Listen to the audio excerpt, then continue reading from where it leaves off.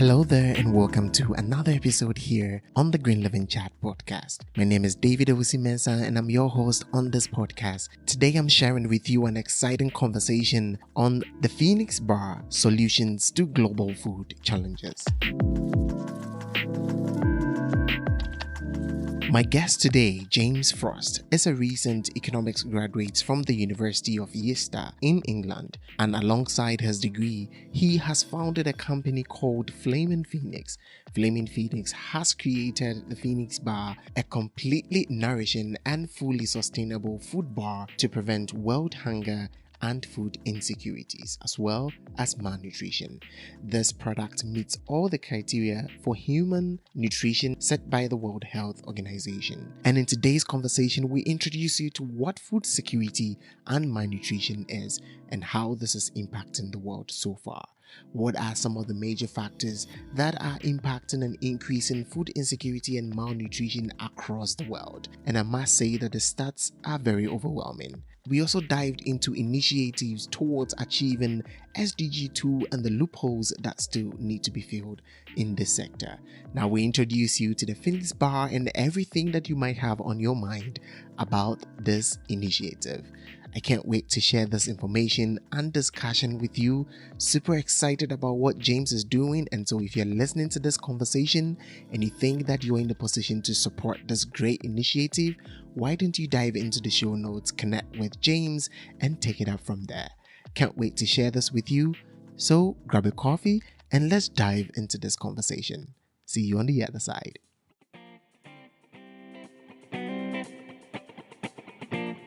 This is the Green Living Chat podcast. Here, we define sustainability, educate, and discuss feasible solutions to achieve a regenerative ecosystem. In a world where sustainability has become a cliche and misused in practice, we bring you inspiring stories from the industry, research and development, and all stakeholders in between. And together, we can promote the sustainability agenda across the globe. This podcast is proudly produced and sponsored by our team at Eco Amit Solutions in Ghana. We come your way with new episodes this and every Sunday at 6 p.m. GMT.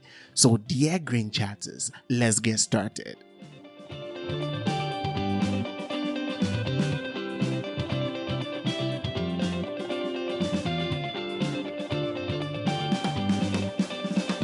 Hi James, thank you so much for joining me today on the Green Living Chat podcast. What an exciting way to start my day. I know it's afternoon for you. And yeah, thank you so much for coming. You're welcome. Thank you so much for having me on, David. It's great to be on. Yeah, exciting times. James, thank you so much for what you do for the world. I'm really excited about your project and super excited to dive into it. And today, of course, if you're listening to this podcast and you heard about solutions to global food challenges, then yeah, of course, we have James here to talk to us a little bit about this. But before we dive into the conversation, maybe get to know James a little bit. James, what brings you happiness? Oh, David, that's a broad question. From a young age, I've always been interested in health and fitness. And more recently, I've been pursuing this exciting humanitarian initiative, which I work on full time. And to a large degree, I find it incredibly rewarding and exciting. So I'd say that drives me a lot of happiness. But I guess not too dissimilar to many other people as well, spending time with friends and family. So Yeah. nothing too interesting. Yeah, that is always a thing. I got a glimpse of this the first time we met, and you sent me an email, and I was super excited to dive into your work. And this was the first time, honestly, I was engaging with such a product or such an initiative. So I sent it to some of my colleagues to check it out. They gave me really interesting feedback, and I was like, wow. I'll be interested to dive more to get to know more about your initiative. So actually, I'm as much as enthused as our audience getting to know you a little bit. But before we dive into that as well, I just want to know a little bit of how you grew up and actually what kind of strings can you pull that are sort of related to what you're doing right now? Because you made mention earlier that sort of, serving people, humanity, thinks about everyday lives as are actually some of the things that brings you happiness. So I'm wondering how this kind of reflects in you growing up, schooling, and all that. So just a bit of sort of brief background around me. I'm currently 22 years old. I live in South London, and I'm a recent economics graduate from the University of Exeter. So I've just completed my 3-year course there, where I've been working alongside my initiative, alongside my degree. And I'm now pursuing this venture full time. But from a young age, as I mentioned, I've always been very interested in health and fitness. I've played a considerable amount of sports, and that sort of led me into a strong interest in nutrition. And I've always been trying to eat as healthily as possible. And yeah, I'm now, I guess, moving on to sort of exploring how I can enable everyone else to have access to very nutritious foods as well. Wow, that is really exciting. You're really getting me to think about a lot of things because, at a very young age, thinking about this, doing this during your bachelor's, combining that with, classroom work, your thesis, graduating, and getting to this level. I actually read your brief from your website. Really cool. You know, Wow, congratulations on everything you're doing. And moreover, to think Thank you. about humanity and this huge, maybe I'm talking too much about this, but listeners, you're going to know a little bit more about what we're talking about pretty soon. But we know that this is the area where you have ventured, and food security and malnutrition has been one of the biggest issues that are on earth right now. Of course, there are so many factors that we can speak of that are contributing to this issue, but it's very interesting to actually know that a huge percentage of food that is produced each and every year just goes to waste. That is even just wasting part of it. But then the other side is because of one issue or the other, there are a lot of people who do not have access to food, right? But I think maybe we should bring a little bit of background to our conversation. In your context or from your experience, what would you sort of define as food insecurity and malnutrition? So, so a person would be categorized as food insecure if they lack regular access to enough safe and nutritious food for normal growth and development, and to just live a healthy and active lifestyle. And food insecurity is probably towards the left of the spectrum of people lacking this Yeah. enough sufficient food. And then malnutrition is obviously, and severe malnutrition is on the far end of the spectrum. Yeah. And these two issues keep becoming, serious and severe and needs more attention these days. But what are some of the causes of this?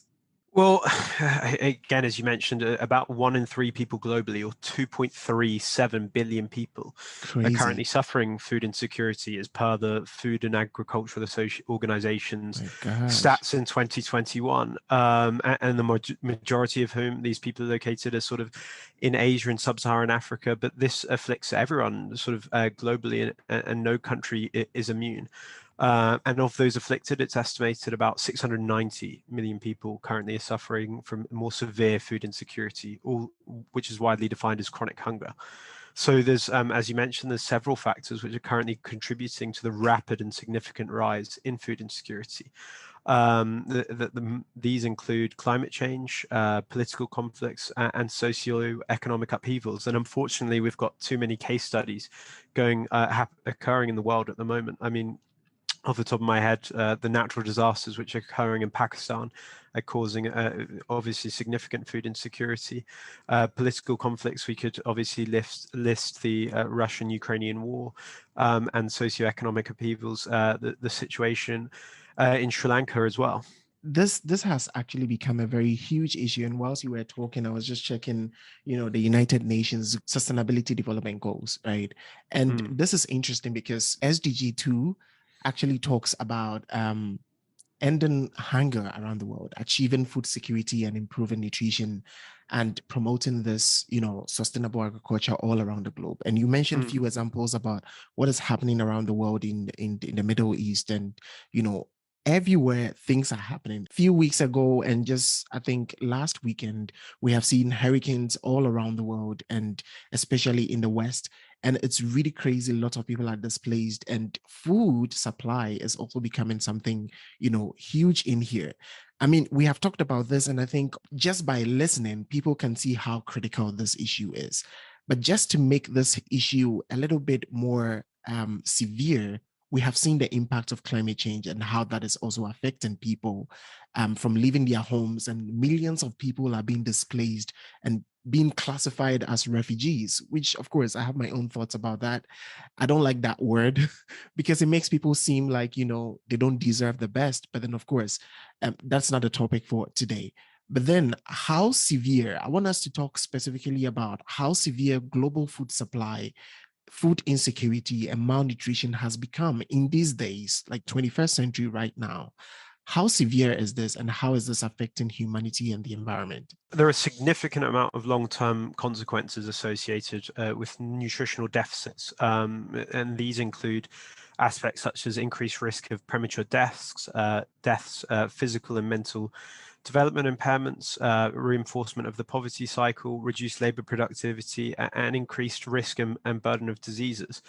As well as sort of an publicized consequence of nutritional deficiencies is the increased risk of inequality in the world, because it's been shown that food insecurity disproportionately affects women globally. So it's really important. And as you listed and rightly listed, talks about the UN SDGs, it's really important that people recognize the fact that the United Nations have placed that zero hunger goal as the second SDG in order of importance.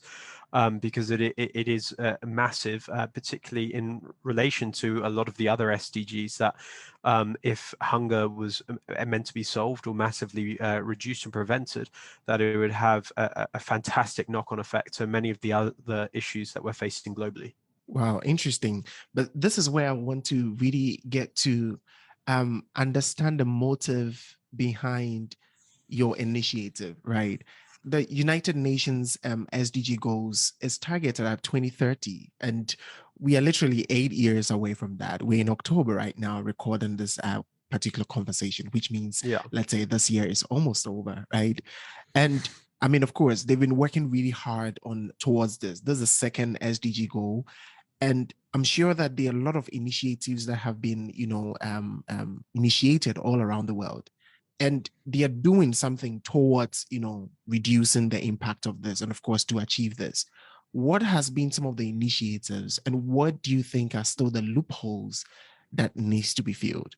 Yeah, I think, again, I think it's very right that you commend the work that governments, NGOs and charities have been doing globally. They've been working tremendously hard at looking to solve this very complex and difficult issue, and have set a very ambitious and rightfully so goal of zero hunger by 2030, which the United Nations would estimate would save about 1.3 trillion dollars in health costs. But unfortunately, it's estimated now that about 660 million people still face hunger by 2030, unless sort of bolder actions are taken. So that there has been an immense amount of sort of initiatives and food aid supplied globally to look to alleviate these issues. And the global sort of food aid market at the moment, there's about $7 billion spent cumulatively by governments and aid agencies and NGOs on food aid and rations. But unfortunately, as you mentioned, that the problem of food insecurity and hunger still continues to rise and rise at a rapid rate. So there's very much a new exciting solution needed, particularly as the fact that there's been a massive funding shortfall in the sector. Many sort of philanthropic donors, whether that's high net worth individuals, companies or governments, have been sort of losing motivation because of the fact that they're continuing to sort of provide significant funds to solve this issue. But if the problem's continuing to worsen, and the sort of initiatives that they're funding aren't sort of providing the required solution, then they can quite quickly lose interest. So that's when I look to create my initiative, which I hope will sort of reinvigorate the sector and attract a lot more sort of interest and hope. I definitely do agree with all the things that you're saying, and it's quite an initiative with a very high social impact. But let's go back a little bit into this initiative. How did this whole thing start? You mentioned a little bit about your introduction, about what you were doing during your bachelor's degree, and how this whole thing came into fruition. But can you take us a little bit about your Finispa initiative? What inspired it, and where are you right now? Sure. So about 2.5 years ago now, I was scrolling through my Facebook feed, like many sort of 20-year-olds around the world, and I came across a friend undertaking a charity challenge called the Food Ration Challenge. I'm not sure if you've heard of it, but it basically means that this person was eating the same food rations provided to Syrian refugees in Yeah. the UK for a week's period. And from the images that they were posting on their social media feed of these food rations, as well as my sort of general understanding of nutrition from my interest in health and fitness, I could quite quickly and easily determine that the food rations provided were not very nutritious. So then that led me to do a much deeper investigation into what food aid and rations were provided by governments, aid agencies, and charities globally to those suffering of food insecurity, whether that was for a short or long period of time. And I was shocked to find that in almost all these instances, not only were these rations provided very nutritious, but they also had a multitude of other problems associated with them as well, such as not being sustainable, not being culturally appropriate, being prone to supply side shocks and logistical issues, and also creating a cycle of dependency. So that's when, after some deep thought, I came up with my idea, the Phoenix Bar, which is a product where which is a completely nourishing food bar, which, if consumed 4 times daily, would meet the World Health Organization's criteria for human nutrition, as well as it being fully sustainable. So it's made out of only vegan and ethically sourced ingredients, and it would look to solve and alleviate all the other problems currently associated with the food aid and ration system. Oh my God, this is crazy.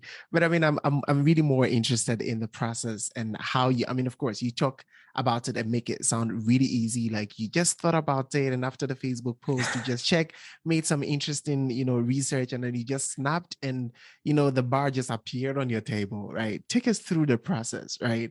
I mean, I know that a lot of work went into this, and you talk about the ingredients and talk about the standards, and we'll be diving a little bit into how unique this product is.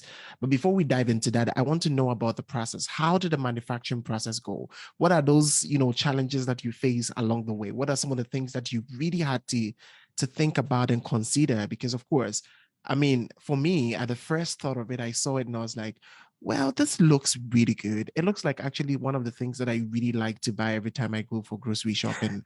And yeah, I really love this candy. It's always in my office. I just take a bite once a while and and keep me going. But then what really went into your mind, even thinking of how the shape should be, how the color should be, what ingredients you should take. Take us through the process. I think someone will be very, very interested in this, and this could actually attract some suitable investors who know the work that you have put into this. And honestly, super impressed about this, and thank you so much for doing this. But please let me know more about that. Thank you for your kind words. I think again, I never. It took a lot of sort of just out of curiosity, just a deep amount of research, calling aid agencies, NGOs, etc., to learn more about the sort of food aid and the decisions behind the food aid that they provide, and then gradually this sort of idea was sown into my head about what sort of standards the product would need to meet, that the fact that it could not only just be a completely nourishing bar, that it should be sustainable and ethically, so it would only have vegan and ethically sourced ingredients, because if you were going to sort of produce on a large scale a Yeah, product of this nature, it was really important that it would not have any sort of significantly any sort of bad effects on the environment, yeah, as well as the fact that learning that people from developing or food insecure countries largely have very different palates to those that many people in more developed countries are used to. So it was learning. It's a big stereotype that people who are sort of very hungry would eat anything provided to them, but they need to sort of be very familiar with the food that they are provided with. Otherwise, they won't eat them, and they won't sort of get all those nutritional benefits that That's right. are provided from the products. Yeah. Learning that allergens, obviously, it's really important that a product of this nature was Yes. devoid of all the sort of major allergens. So yeah, I think there was Wow. there was lots of different criteria to satisfy. I was very confident that after a detailed amount of time and partnering with a sort of a food science and technology company with their sort of relevant expertise and the help of accredited researchers, that we would be able to find the solution. But initially, I found it quite difficult to attract funding sources with just this Yes. idea. But after a long period of time of really spreading awareness of the idea, I got in touch with the right people who were very enthusiastic about financing the next stages of research and development of the Phoenix Bar, which financed the sort of collaboration with the food science and technology company based in Reading in the UK, which has started in May. And that was set to optimize the cost and weight of the bar, as well as extend its shelf life. So that's been occurring over the last 6 months, and they've been able to, without sort of compromising the product's already sort of completely nutritional value and sustainability, they've managed to optimize the other areas of the bar to finally get me to a point where I'm looking to now speak with NGOs, charities and governments regarding the sort of trial of the Phoenix Bar in the field. Wow, this is very interesting. This might be a question I might probably have asked earlier, but it just dropped into my mind. And I just, thinking about this whole situation and how you came up with this initiative, what really comes to mind sometimes when you think about, young people and the youth asking for change and, claiming for change and not actually being part of the change? What advice do you have for them, or what kind of thoughts comes to your mind? Because you did see a very simple Facebook post and that caused you to challenge yourself for the past almost 3 years and come up with such initiative. So what do you think about this? That's a very good question. I think the best sort of advice I could give is very much patience. I think it does. I very much encourage everyone to be passionate about social change, but change always does take time. Yeah. And obviously, I've been pursuing this venture for the last 2.5 years, and would like to have seen it develop far sooner. But there is a degree to which, Yeah. by just working away at it and consistently looking to Yeah. speak to the right people, expand your network, and continuing to sort of champion change is the best way that you're going to be able to sort of make the change. So I would say don't get disheartened, Mhm. because it is possible to be part. Definitely. Yeah. I mean, I personally believe in this. I know there's a big future for this, not just for scale up, but actually to make an impact around the world, changing people's lives and actually making life quite suitable for people to adjust to change and all the things that are happening around the world. Of course, not a good thing, but of course, we do expect that climate change's impact is going to be huge in the coming years, since we are not making any significant, changes so far. And this is some of the initiatives that we really need to adapt, right? But then moving forward, before we get to know a little bit about, how unique this product is and, the details of it, how has people's response been? Because this has been in existence for a while. You've been very public about it. How has the response been? And actually, who was the first person told about that? Hey, this is my product. I want you guys to test it. It's a good question. I have to say, everyone's obviously been incredibly enthusiastic about the idea, and incredibly supportive with sharing Yes. relevant sort of contacts with me, and looking to increase awareness about the very big and growing issue of hunger globally. So no, I'm incredibly grateful for that. I obviously shared information about it with my family and close friends first, and then when I launched the website probably almost 12 months ago, I looked to spread the awareness on my social media feeds, and I was very happy that the amount of people that sort of looked to sort of reshare and congratulated me on the initiative. It was incredibly kind of them. And to date, the company's newsletter currently has 700 subscribers, and that's obviously beautiful. If you'd be interested in following the progress of this exciting initiative, please go to the company's website, www.flaming-phoenix.co.uk, which I'm sure David will kindly share in the podcast notes. And you can keep up to date with all things Flaming Phoenix and the company's progress.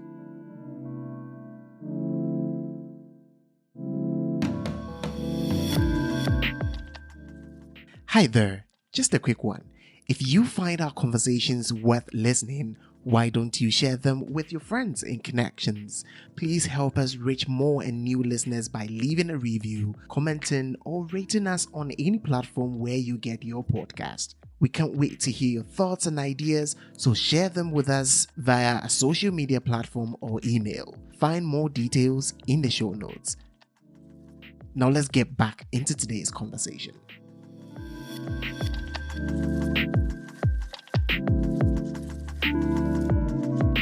Yeah, definitely. If you are listening and you're interested in what we've discussed so far, please just dive into the show notes. All details are going to be there. You can just, get to share it with someone who really needs to hear this. Otherwise, just be engaging with James and his team and on what they're doing. Now, let's dive a little bit into the product. What makes this, unique? Because, of course, at the first head, if anyone hears of this, so many thoughts coming into mind. You are bringing everything, the food, into a bar, right? Now let's think about it. People are thinking of so many things: sustainability, packaging, the new trends, standards, allergies. You made mention about that significantly. But what makes this product unique, and why should we get international bodies interested in this?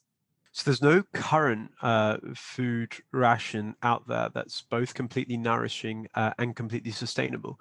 So that it obviously makes it sort of completely unique in that aspect. And we've already touched upon the various other key points of the product, the fact it's completely free of allergenics. But I think one really important point that we haven't touched upon yet is how the product is culturally appropriate. And a key aspect of the initiative is the fact that the Phoenix bar has a substitutable ingredient formula. So depending on where the bar will be produced, and we're planning that the bar will be manufactured and produced in close to or within developing countries that are commonly afflicted by food insecurity, because previously, one of the problems with food aid and the food ration system has been this sort of the purchasing of food aid and food rations from more developed countries. I won't name specific countries, but that have sort of looked to support their own farmers, etc., and that basically dump these food rations on lesser developed countries. So what this would do is not only would the food rations and food aid provided be not culturally appropriate, but it would also not support sort of farmers economically, and it would mean that it doesn't really solve the root cause of food insecurity within that country. So by producing and manufacturing the bars locally, not only will we be able to take advantage of the incredibly nutritious local ingredients, which are very familiar to the people which are affected by food insecurity, so they'll be far more likely to enjoy and eat the products and get access to really important nutrition. But it would also support farmers and workers by providing them with a source of income so that they could really escape food insecurity in the long term as well. So that's a really key aspect of the project, looking to get to the root causes of poverty and food insecurity. Amazing. So since this initiative started, how far have you gone? Because I remember recently you sent me an email about some updates. I was super excited to know about this, but probably some of our listeners might not be on your newsletters. So would you be interested to share with us how far you have gone, some fundings you've got, how far have you been able to scale to, and what's the way forward now? Sure. Very exciting developments over the last 6 months. As I stated earlier, I've recently raised £50,000 in grant funding to finance the next stages of research and development of the Phoenix bar, Yeah. which has been vital. And that research and development is almost coming to completion. Now I'm at the point which I am looking to source the appropriate sustainable packaging and partner with a suitable manufacturer. Great. For the Phoenix bar. So a large-scale trial of the bar is not too far away, and I'm currently liaising with multiple different NGOs globally regarding a sort of a trial of the product in the field. So if anyone listening knows of any NGO or works for any NGO that you believe may be interested in trialing this sort of groundbreaking, exciting innovation, please do get in touch. And of note, who might be of interest, I've obviously expanded my network massively to date, where I've recently had discussions with the United Kingdom's Global Head of Food Insecurity, as well as the United Nations World Food Programme's Global Head of Nutrition, both of whom are incredibly enthusiastic about the initiative and provided some fantastic guidance and are very interested in collaborating further. So it's very exciting. Yeah, this is really exciting. Thank you so much, James, for this initiative, and super excited about things that are coming up. So yeah, just as James mentioned, if you're interested in any part of this area, of course, Scale Up is coming very soon. James is going to be super busy. I'm sure he's not able to. He might need a personal secretary very soon because Scale Up is coming, and this is going to be amazing. I'm really looking forward to that. So just do collaborate. Anything is welcomed. And do well to share this episode as well with anyone who needs to really know this. James, just before we end this conversation, I just want to know a little bit about what you think about what is happening right now in terms of, COP27 is coming very soon in November. We are all looking forward to conversations about energy, food security, adaptation, and mitigations. As someone, an innovator in this area, what are some of your expectations in this COP? And is there any way that you think that your expectations could be met? What are some of the things that you're thinking around right now? Yeah, I think it's really important, and I'm very happy that COP27's agenda that there's an increasing emphasis on food insecurity and solutions to the growing issue of hunger, which was sorely missed from the COP26 agenda. So that's very exciting, and I think the increasing amount of discussions regarding the situation of food insecurity and getting really sort of powerful governments, NGOs together to discuss a collaborative solution to the issue is really important and really exciting. So I no doubt that I'll be following COP27 very closely, and hopefully there'll be more funding allocated to this sector as well, because there is a massive shortfall, and hopefully a few innovative solutions are thrown around the room, and hopefully the Phoenix Bar is one of them as well. Yeah, totally agree with that. I mean, with such a product and with such an initiative, I know that there are so many things that you're looking forward to. Of course, funding is always an issue, but aside funding, if there is this one thing that will give you a breakthrough for your initiative, what would that thing be?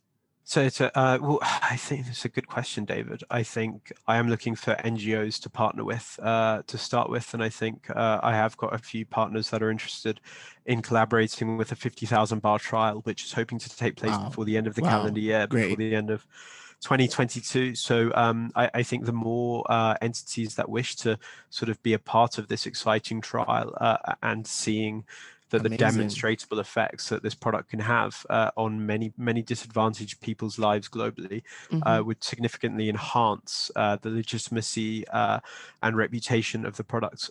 So yeah, I would love if anyone who knows anyone who is a part of an entity like an NGO or a charity, etc., a food bank that may be interested in trialing the product, to please get in touch.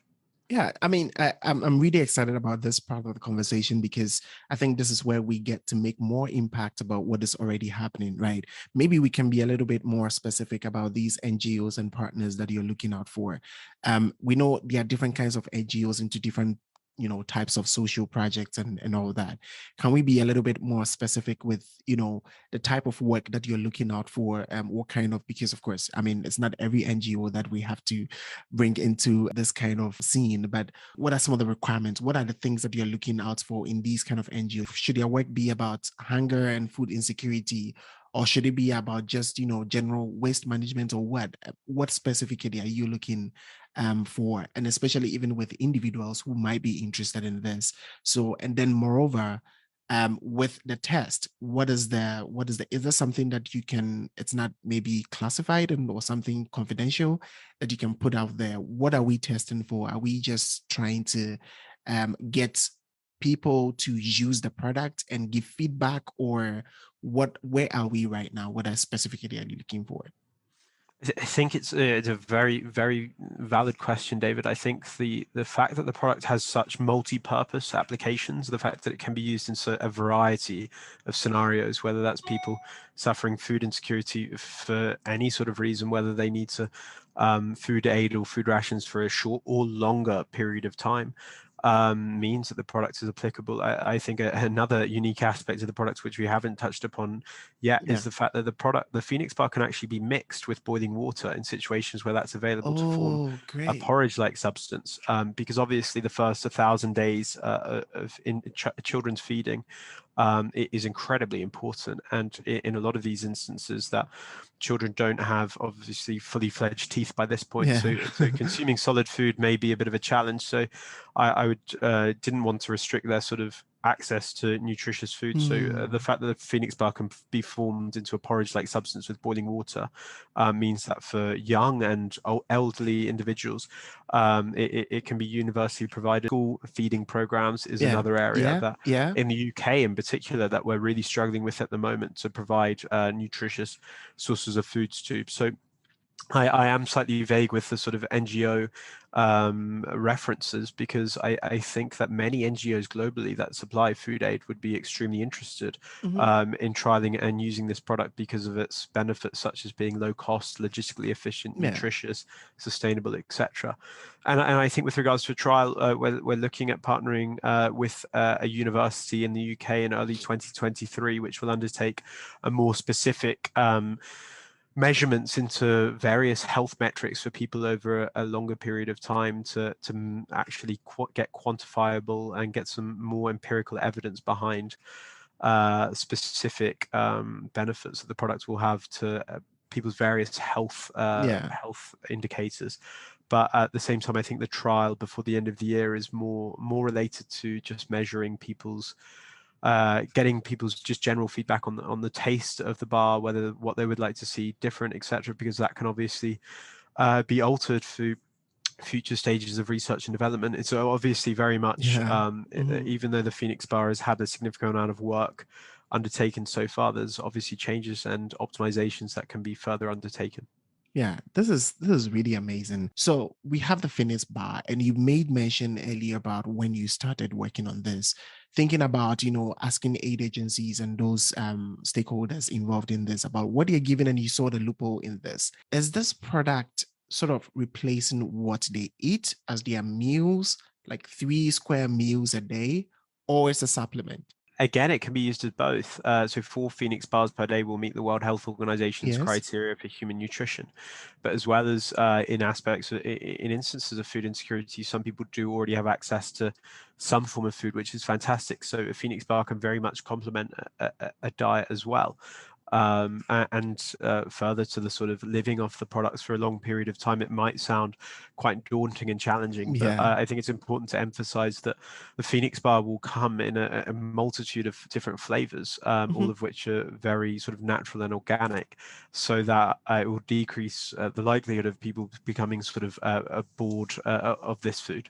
Yeah. And just to bring a little bit of clarity in here, I mean, whilst we're talking about, we started from food insecurity and malnutrition and all that.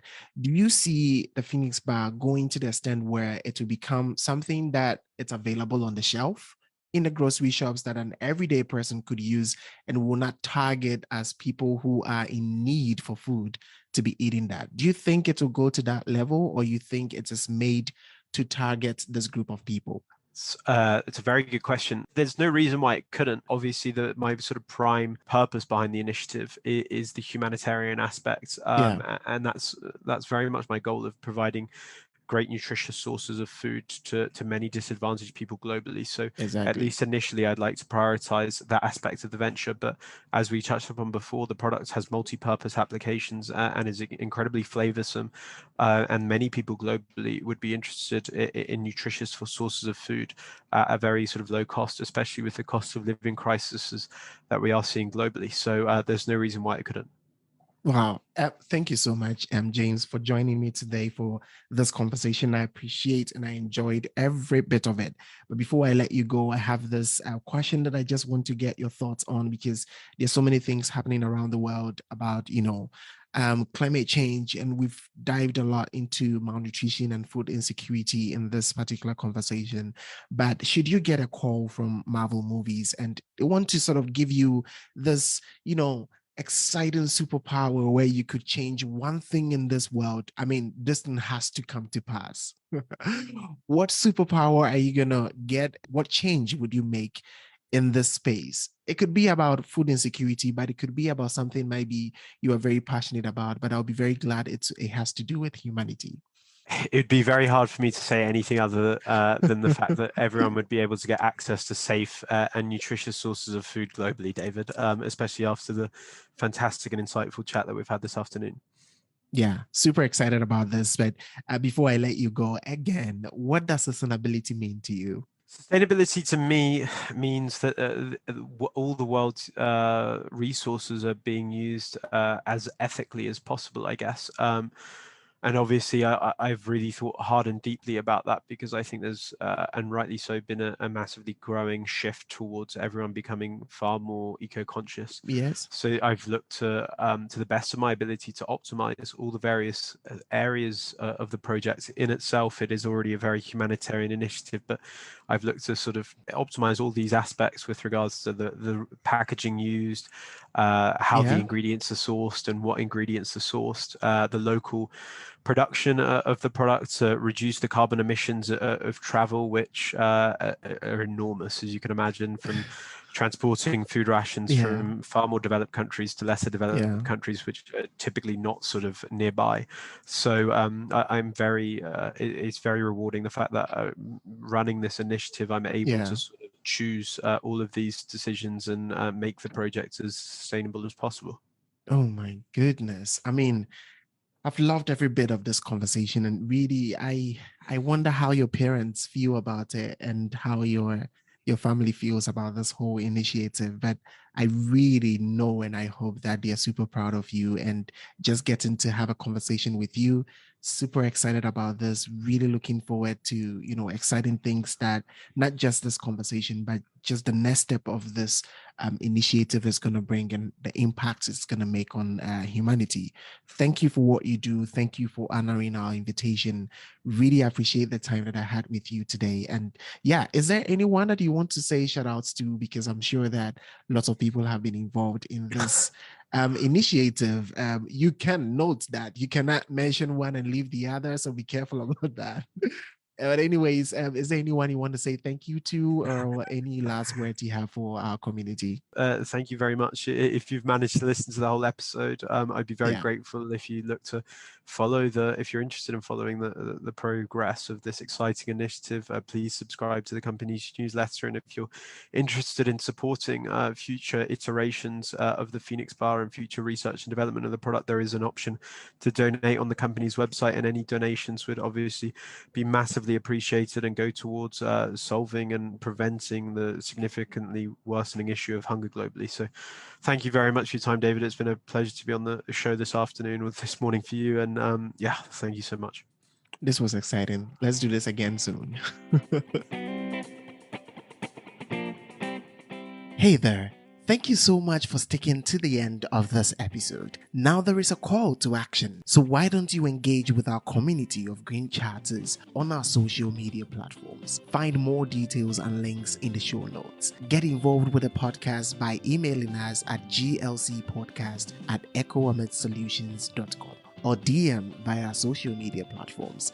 We cannot do the same things expecting different results. The urgency of climate change demands actions now and not in 2050. So, dear Green Chatters, see you on the next episode, and remember, live green.